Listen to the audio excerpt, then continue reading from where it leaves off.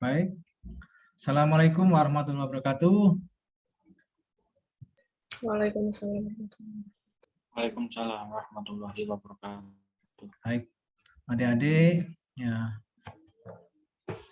mahasiswa, mungkin Bapak Ibu dosen juga yang menyimak tentang presentasi saya di konten YouTube, bahwasanya sesuai dengan CPM ataupun CP, capaian pembelajaran MPKM antaranya adalah ada dua. Yang pertama adalah tentang pemecahan kasus, yang kedua adalah tentang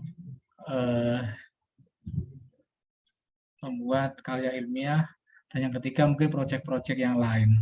Jadi intinya adalah project based ya, project based dan case study. Untuk dapat menulis case study, untuk dapat memecahkan atau menganalisis case study, kita juga harus mampu menulis seperti apa case study tersebut. Sebagaimana kita ketahui bahwasanya di Indonesia ya kita sulit ataupun mungkin langka kita mencari kasus-kasus yang sudah ready untuk didiskusikan. Makanya saya mencoba untuk bagaimana menulis case study. Oke.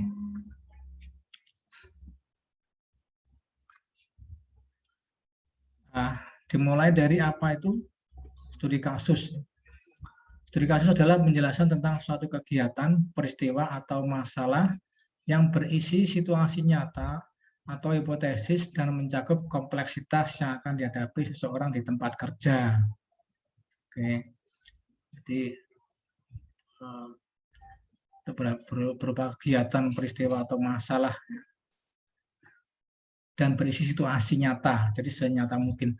Studi kasus digunakan untuk memahami bagaimana kompleksitas kehidupan nyata mempengaruhi keputusan. Ini juga penting, poin yang kedua ya. Dan yang ketiga adalah untuk belajar dari analisis studi kasus, seseorang harus menganalisis, menerapkan pengetahuan, menalar, dan menarik kesimpulan. Jadi apa saja? Jadi dalam menganalisis, kemudian menerapkan pengetahuan. Tentunya kalau menerapkan pengetahuan berdasarkan pada teori-teori yang dipelajari, kemudian menalar ya, dianalisis, dan kemudian baru dicari kesimpulan. Itu menurut Kardos dan Smith 1979.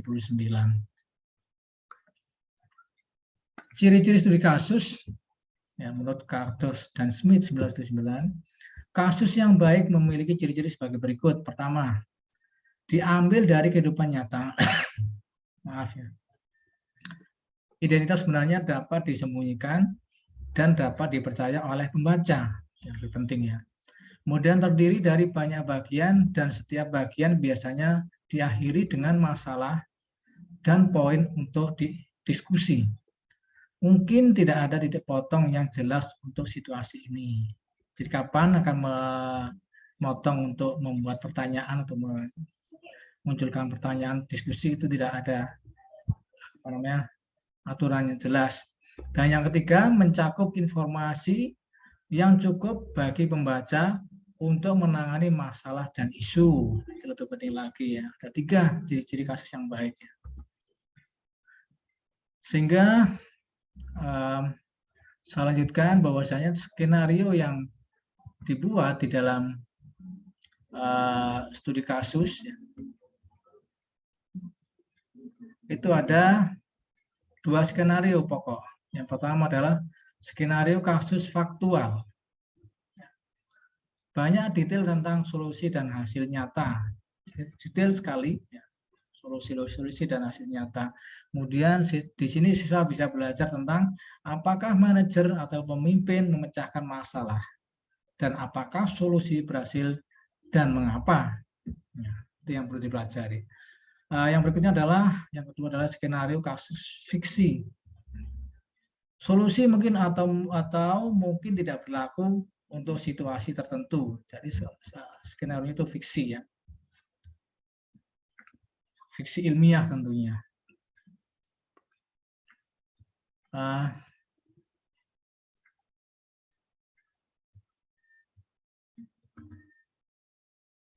Pendekatan dalam studi kasus Ada dua pendekatan ya.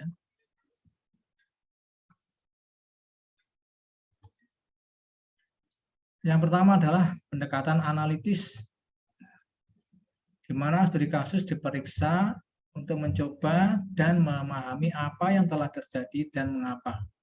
Tidak perlu mengidentifikasi masalah atau menyarankan solusi. Pendekatan analitis ya. Jadi yang dipentingkan adalah bagaimana Anda melakukan analisis atau analitis. Yang kedua adalah metode berorientasi pada masalah. Nah, ini studi kasus dianalisis untuk mengidentifikasi masalah utama yang ada dan menyarankan solusi untuk masalah tersebut. Nah, ini nanti Anda yang mana yang akan dipilih. Studi kasus harus kaitan teori dengan situasi, kaitan teori dengan situasi praksis, misalnya menerapkan ide-ide dan pengetahuan yang dibahas dalam kasus dengan situasi praktis yang dihadapi dalam studi kasus. Ya. Kemudian yang berikutnya adalah mengidentifikasi masalah, kemudian pilih masalah utama dalam kasus. Ya.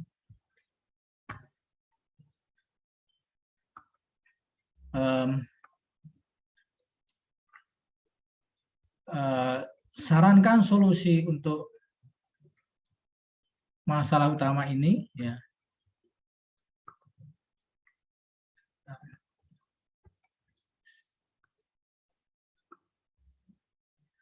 Merekomendasikan solusi terbaik untuk diterapkan, kemudian detail dan bagaimana solusi ini harus diterapkan. Studi kasusnya ada berapa persyaratan nanti. Ada 1, 2, 3, 4, 5, 6, 7. Ya. Jadi yang pertama adalah kaitan dengan teori, ya, situasi praktis, ya. Kemudian bagaimana ide-idenya, pengetahuan yang dibahas dalam kasus, ya. Kemudian mengidentifikasi masalah, sebenarnya masalahnya itu apa. Saya seringkali menekankan sebenarnya permasalahannya itu apa. Ya. Kemudian pilih masalah utama dalam kasus, jadi pilih yang pokok saja ya, untuk disarankan solusi. Ya. Kemudian merekomendasikan solusi terbaik untuk diterapkan, kemudian detail. Ya. Bagaimana solusi ini harus diterapkan. Points to remember, ya. Case dan case study. Apa itu case? Case atau kasus adalah is the real life situation. Ya. Sedangkan case study is the analysis of real life situation. Ya. Jadi analisis dari kehidupan nyata. Kalau case atau kasus itu benar-benar situasi kehidupan nyata. Oke. 8 step penyelesaian studi kasus. Yang pertama adalah sinopsis atau ringkasan eksekutif. Yang kedua findings atau temuan, kemudian diskusi, ya. Conclusion atau kesimpulan, recommendation atau saran, ya. 6 implementation atau penerapan, referensi, dan lampiran. Ya. Oke, jadi kalau tergantung sesuai kebutuhan ya, kalau ini kelas X ya tentunya pakai yang bahasa Inggris ya. Bagaimana menulis studi kasus ya? Yang pertama, sinopsis itu apa? Sinopsis atau ringkasan itu berisi garis besar tujuan studi kasus. Oke. Deskripsikan area riset, biasanya gambaran perusahaan. Jadi deskripsikan area riset seperti apa? Biasanya berupa gambaran umum perusahaan. Kemudian identifikasi teori yang akan digunakan. Finding itu apa saja? Finding adalah berkaitan dengan tujuan dari studi kasus, uraikan, diurai. Kemudian identifikasi masalah yang ditemukan ya, dalam kasus tersebut. Dan bagian ini sering juga dibagi menjadi beberapa subbagian, satu untuk setiap masalah, di breakdown lagi ya. Jadi tadi ada beberapa masalah, misalnya ya yang pokok-pokok, kemudian di breakdown. Dan discussion atau diskusi atau pembahasan, ya, itu meringkas masalah utama. Diringkas dulu masalahnya, utamanya itu apa. Kemudian identifikasi solusi alternatif untuk masalah ini atau masalah utama ini yang kemungkinan ada lebih dari satu solusi permasalahan.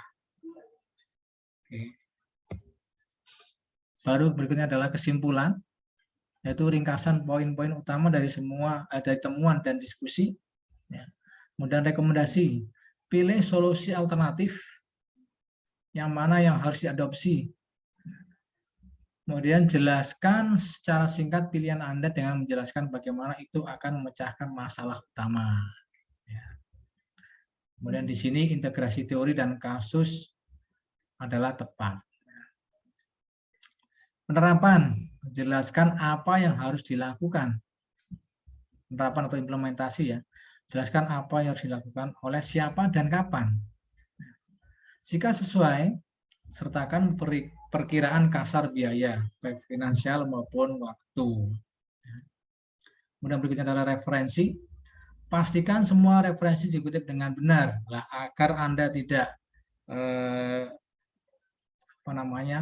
tidak morat-marit ya, citasinya maupun daftar pustakanya, referensinya gunakan software free seperti Mendeley, kemudian ada lagi mungkin RefWorks ya, dan beberapa software yang lainnya.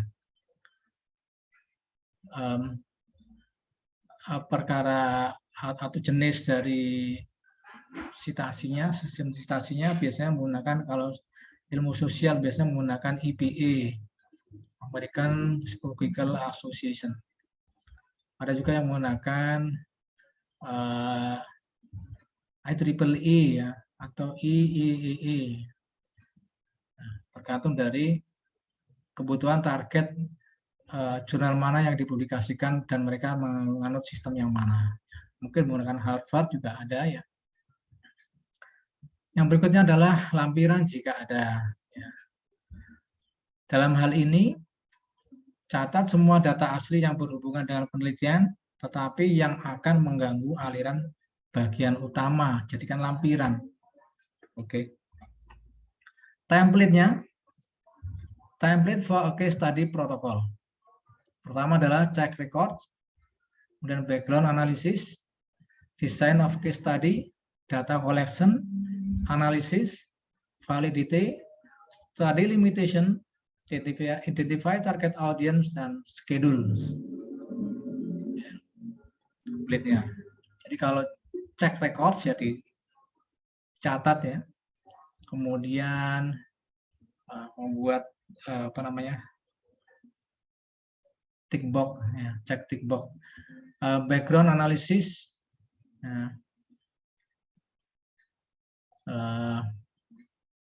di latar belakang ataupun di background di desain sedemikian rupa sehingga informasinya itu lengkap ya, dan mencerminkan permasalahan apa yang sebenarnya terjadi ya, disertai dengan fakta-fakta.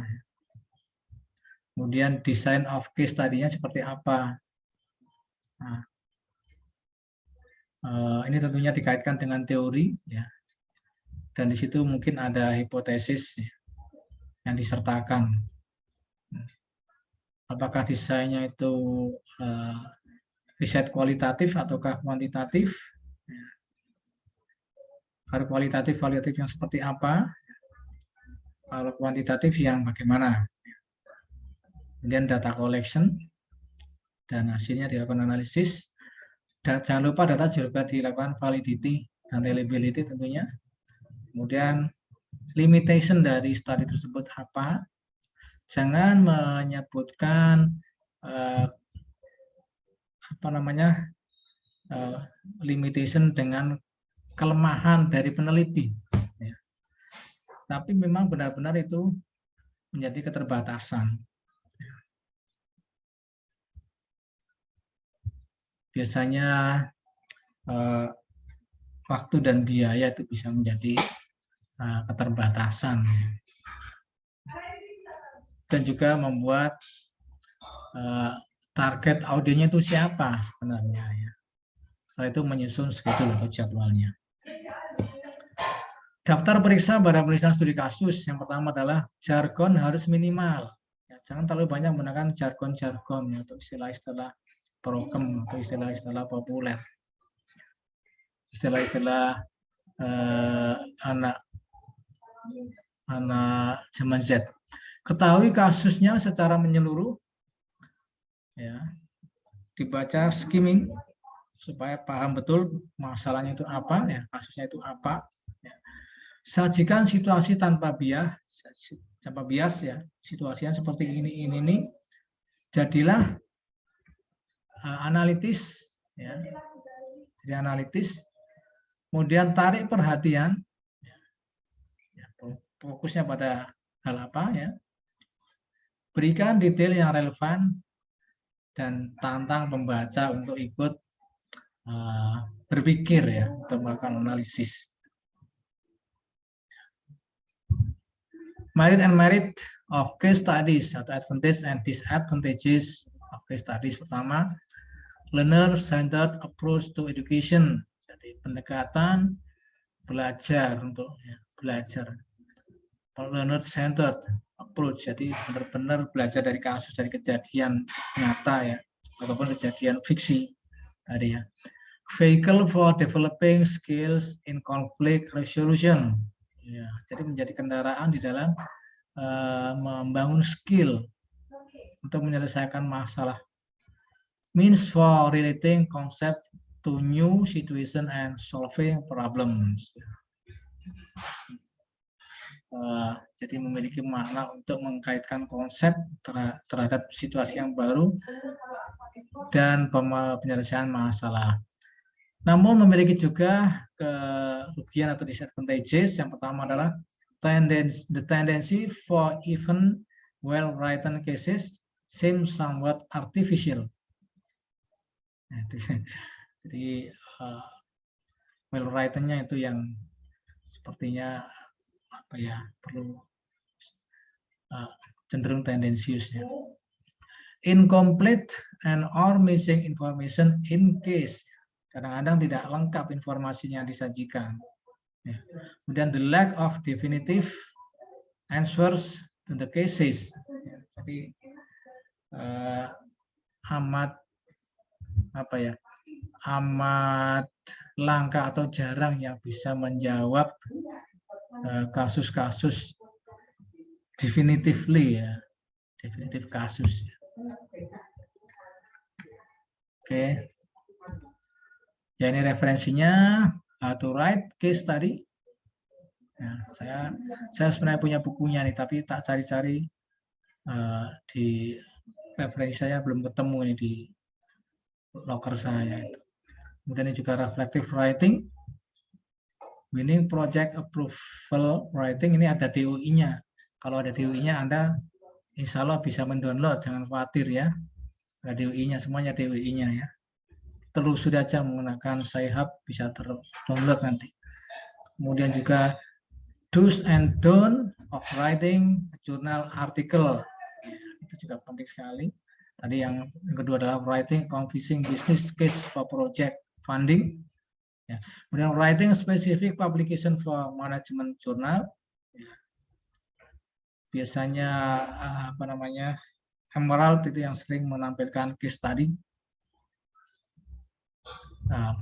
Dan juga beberapa jurnal yang lain juga. Student written case studies, nah ini yang PR-nya buat Anda ini. Student written case studies, jadi Anda tugasnya adalah membuat case studies. The benefit for the internal audit, ya, itu bisa download ini bagaimana student written case studies, ya. Transforming research case studies into teaching cases, nah, itu nanti bagian dosen ini, Bapak Ibu dosen. Oke. Ini saya edit dari How to Write a Case Study yang disiapkan oleh Arindam Bhattacharjee, ya, research intern at IIM Kozhikode MBA first year NIT Rourkela. Ya. Sampai di sini ada pertanyaan? Apakah cukup jelas apa yang saya jelaskan tadi? Jelas ya. Baik, diskusi mungkin di offline saja ya. Terima kasih atas partisipasinya dan sudah menyimak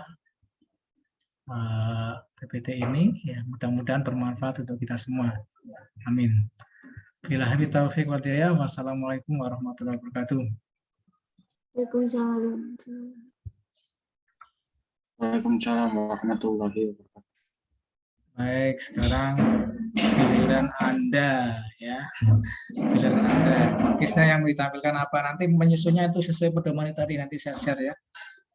Menyusun case tadinya.